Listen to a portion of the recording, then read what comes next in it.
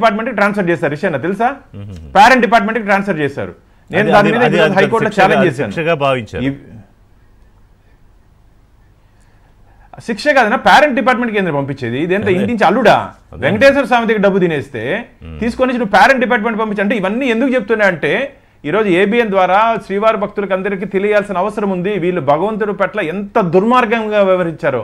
నువ్వు ధర్మకర్తల మండలి అధ్యక్షుడు అంటే స్వామివారి దగ్గర కాపలా అయ్యా మనము, కాపలా కుక్కలు. వీఆర్ మనం అందరూ కస్టోడియన్స్. టీటీడీ ట్రస్ట్ అంటే కస్టోడియన్స్, అదేదో హోదా కాదు, బాధ్యత.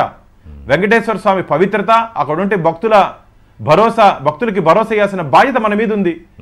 దాన్ని వదిలేసి గాలికి వదిలేసి నీ ఇష్టానుసారంగా నెయ్యి టెండర్లో సడలింపులు, ఈ పరకామణి అంశంలో ఇష్టానుసారంగా అంటే ఆ రోజు మీ విజిలెన్స్ రిపోర్ట్ ఉంది కదా, పోలీస్ అధికారుల నుంచి తీవ్ర ఒత్తిడి వచ్చిన కారణంగా ఈ కేసుకు రాజీ పోయిందని. ఎవరియా కరుణాకర్ రెడ్డి గారు? మీ హయమే కదా, మీ ప్రభుత్వమే కదా ఉంది, జగన్మోహన్ రెడ్డి గారే కదా ముఖ్యమంత్రిగా ఉన్నారు, నీ మనిషే కదా అక్కడ డీజీపీ డైరెక్టర్ జనరల్ ఆఫ్ పోలీసుకు ఉన్నారు. ఎవరయ్యా పోలీస్ అధికారి? వెంకటేశ్వర స్వామి మీద ఒత్తిడి తెచ్చేంత పోలీస్ అధికారి ఎవరున్నారో ఈ ప్రపంచంలో? ప్రపంచాన్నే ఏలే మహారాజు వెంకటేశ్వర స్వామి, ఆయన మీద ఒత్తిడి తెచ్చి మీ విజిలెన్స్ రిపోర్ట్లో ఉంది. తమా చేస్తున్నారు మీరు, చేసిన తప్పులన్నీ చేసుకొని ఏదో తప్పించుకోవాలని చెప్పి ఏదో బెదిరించి పెట్టకథలు మాట్లాడితే తప్పించుకో. నేను ఒక చెప్తున్నా ఏబిఎన్ ద్వారా రిషన్న, పరకామణిలో ఆఖరి రూపాయి పైసా స్వామివారి ఖజానాకి తిరిగి వచ్చేంత వరకు నా పోరాటం, మన పోరాటం, మనందరి పోరాటం కొనసాగుతూనే ఉంటుంది. ఈరోజు కొన్ని కోట్ల మంది స్వామివారి భక్తులు పరకామణి నిందితుల్ని ఖచ్చితంగా తిరిగి వెంకటేశ్వర స్వామి ముందు, శ్రీవారి భక్తుల ముందు, చట్టం ముందు పెట్టాలని చెప్పి ఈరోజు ఒక ప్యానెల్లో ఉంటే శివప్రసాద్, మన మీరు కానీ, మన సప్తగిరి ప్రసాద్ కానీ, మన పెద్దలు కానీ అందరూ ఆకాంక్ష స్వామివారి ఖజానా అనేది. అంతే కదా, అది మనందరూ గతంలోనో ఎప్పుడో మనందరం స్వామివారి హుండీలో మీరు కానీ, నేను కానీ, 5 రూపాయలు 10 రూపాయలు 500 వేసిన సొత్తు అది. ఏదో ఒక ఇంట్లో దొంగతనం జరిగితే కూర్చోబెట్టి రాజీ చేసినట్టు, వెనక్కి ఇచ్చే పర్లేదు అని చెప్పినట్టు కోట్ల మంది ఇచ్చిన కానుకలు ఇన్నేళ్ల నుంచి కోట్లు కోట్లు కొట్టేస్తే రాజీ చేయడం ఏంటి? అందులో విచారణకి వెళ్ళే అతను చచ్చిపోవడం ఏంటి? బయటకు వచ్చి ఇవాళ నాకేం సంబంధం, అందులో సముద్రంలో నీళ్ళని అండం ఏంటి? అంటే ఇది ఒక జోక్ అయిపోయింది భాను ప్రకాష్. అంటే ఇంకో విషయం, ఎంత పెద్ద వ్యవహారం ఒక జోక్ అయిపోయింది. మీకు ఒకటి చెప్తాను, అదే నేను మీకు ఒక విషయం చెప్తాను. అందరికీ పరకామణి అంటే చాలా మందికి అర్థం కాదు ఆ భాష. పరకామణి అంటే మనం హుండీలో సమర్పించుంటే కానుకల్ని లెక్కించే ప్రదేశం పరకామణి అంటారు. హుండీలో ఏ విధంగా ఉంటుంది తెలుసా కరుణాకర్ రెడ్డి గారు? నిలువు దోపిడీ అని ఉంది, నీకు తెలుసు కదా. నిలువు దోపిడీ అంటే ఒక మాతృమూర్తి తన ఇంట్లో ఏదైనా ఇబ్బంది ఉంటే, కొడుకో బిడ్డకో అన్నకో తమ్ముడికో చెల్లికో అక్కకో ఏదైనా ఇబ్బంది ఉంటే నిలువు దోపిడీ ఇస్తానని ముక్కుంటుంది. అంటే నిలువు దోపిడీ అంటే ఆ సమయంలో ఆ ఒంటి మీద ఉంటే నగలు అన్ని స్వామివారి హుండీలు వేసే సాంప్రదాయం ఉందన్న తిరుమలలో. మంగళసూత్రంతో పాటు పసుపు తాడు కట్టుకొని మంగళసూత్రం కూడా ఆ వెంకటేశ్వర స్వామి హుండీలో సమర్పించుంటే సందర్భాలు కొన్ని లక్షలు ఉన్నాయి. అలాంటి హుండీ నుంచి వచ్చే లెక్కింపు పరకామణిలో దొంగతనం చేస్తే అది నీకు ఆషామాషి అయిపోయింది. నైల్ లేదంటావా? ఆయన ఏదో ఇంకోటి ఏదో చెప్పినాడు సామెతలు. భూమికి ఉన్న దూరం ఎంత అని అడిగినట్టు, నక్షత్ర మండలానికి పసిఫిక్ మహాసముద్రంలో ఉన్న నీళ్ళెన్నో అడిగినట్టు, నైలు నదిలో ఉన్న మొసళ్ళెన్నని అడిగినట్టు, 1500 ఏళ్లుగా స్వామివారికి తలనీలాలు సమర్పించిన వెంట్రుకలెన్నో అడిగినట్టు, ఇవి ఆయన మాటలు.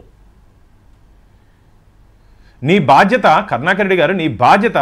ఆ రోజు ధర్మకర్తల మండలి అధ్యక్షులుగా గతంలో నువ్వు సభ్యుడిగా పనిచేసావు కాబట్టి నిన్ను పిలిచారు, మిగతా వాళ్ళందరినీ పిలవలేదే. ఈరోజు ప్యానెల్లో ఉంటే పెద్దలను కానీ రిషన్ అని వీళ్ళెవరిని పిలవలేదు, వీళ్ళకి సంబంధం లేదు. నీకు సంబంధం ఉంది కాబట్టి పిలిచారు. నీకు ఈ పరకామణి అంశంలో నీకు ప్రత్యక్షంగా పరోక్షంగా ఆ నిర్ణయాలు తీసుకున్న దాంట్లో నీకు సంబంధం ఉంది. ఆ రోజు నిర్ణయాలు తీసుకున్న దాంట్లో నీకు సంబంధం ఉంది కాబట్టి పిలిచారు. పిలిచినప్పుడు సతీష్ కుమార్ చనిపోతే ఆత్మహత్య అందరికన్నా ముందు మాట్లాడింది ఈయన.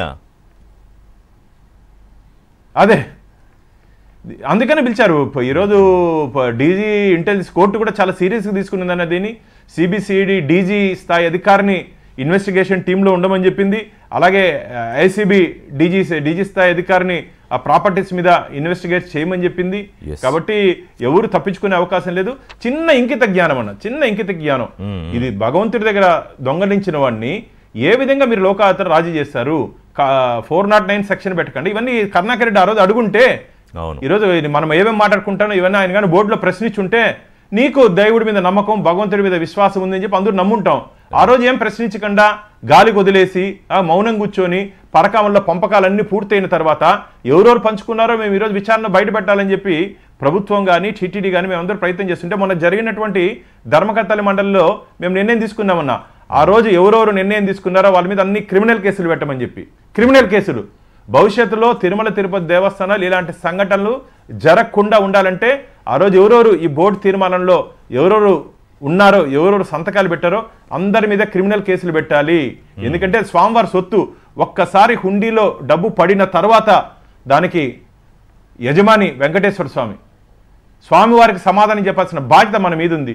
ఈ చెట్టు కింద పంచాయతీ మార్గం చేసుకునేసి మీరు రాజీ చేసుకునేసి అసలు టీటీడీలో రాజీ ఏ విధంగా పోతుంది? ఒక చైర్మన్ గారు చెప్పు కరుణాకర్ రెడ్డి గారు, ఒక రాజీ చేసుకోవాలంటే అదే ఈ పరకామని కాకుండా ఏదన్నా అజెండా రావాలంటే మీకు బోర్డు సెల్ నుంచి వెళ్ళాలి, బోర్డు సెల్ నుంచి వెళ్ళి కన్సర్న్ ఆఫీసర్కి వెళ్ళాలి, కన్సర్న్ ఆఫీసర్ నుంచి జేఈఓ అడ్మిన్కి రావాలి, జేఈఓ అడ్మిన్ నుంచి ఈఓకి రావాలి, ఈఓ నుంచి వచ్చిన తర్వాత బోర్డులో చర్చ జరగాలి. ఇవన్నీ చేయకుండా ప్రొసీజర్ ల్యాబ్స్ చేసి ఇంకోటి ఈ అంశంలో రెజల్యూషన్లో ఏం రాశారు తెలుసా రిషన్న? ఈ ఆస్తులు బదలాయింపు చేసే ప్రక్రియలో భాగంగా 14,43,22,000 రూపాయలు రవికుమార్ దగ్గర నుంచి ఆస్తులు బదలాయించేటప్పుడు టీటీడీకి మామూలుగా మీరు కానీ నేను కానీ ఉన్న టీటీడీకి ఆస్తులు ఇవ్వాలని చెప్పితే మన పేపర్లో నోటిఫికేషన్ ఇవ్వాలి. అబ్జెక్షన్స్ సజెషన్స్ తీసుకున్న తర్వాత మాత్రమే మనం ఆస్తిని స్వామివారి పేరుతో